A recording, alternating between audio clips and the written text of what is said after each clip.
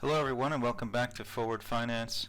I just wanted to share this with you. There was an interview yesterday with Palantir CEO Alex Karp, and he really gave some insightful things, but I wanted to highlight one section or one piece, a clip of what he said, and so let's listen to that now.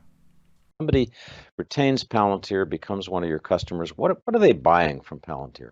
There's what they're buying and what they're getting. What they're in the end buying is a result based on their data so that they can make a decision, not that we can make a decision. And how they make the decision comes down to their level of technical acuity. Some people use ML at the final mile. Some people use data analytics. But what they're actually buying is a platform built years before it was needed that would allow you to replace, or in some cases replace parts of your platform that you would need to answer seemingly simple questions. So as an example, if you have hundreds and hundreds of data sets and you have to ask a simple question of how many people can fit into this hospital in this neighborhood, you've got to integrate all those data sets before you can ask and answer that question. And then you have to have a series of software products. And you may have 3 of the software products, but you don't have 14 of them.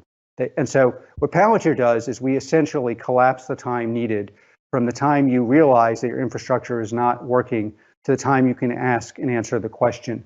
And we did that by essentially predicting that times before 5 or 6 years out before we built the product would be very different than when we built the product. And so our product is used to maintain airplanes, to help people drill for oil and gas in the national security context.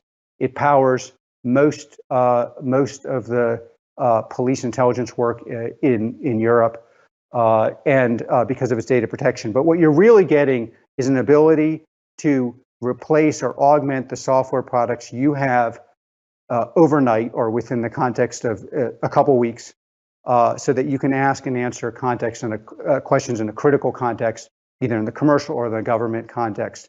And that's how we ended up being the engine behind most anti-terror institutions in the West, a number of the largest economic institutions in the West, and why Palantir is in 35 countries helping to mitigate the disaster incurred in the wake of the COVID pandemic.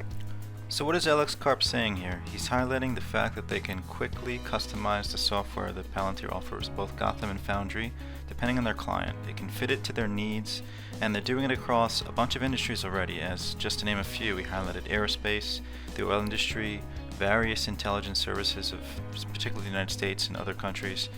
And as he mentioned, as you alluded to, they're active right now in about 35 countries helping to alleviate or to track or to handle this COVID pandemic that we're still living through.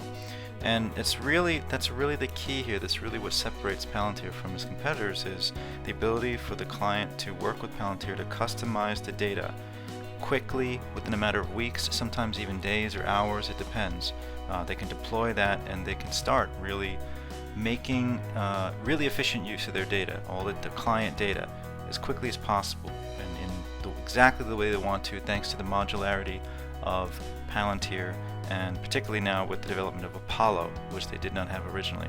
Apollo is the deployment part of both of Foundry and Gotham, and we'll talk more about it in videos ahead. But please, if you want more updates, Palantir and other companies, but I am going to continue to follow this company, subscribe, hit the like, and I will get you those updates and stuff like that. And if you want to see, I have another video on Palantir down in the link description, and if you want to see the full interview, check the description. I'll see you guys.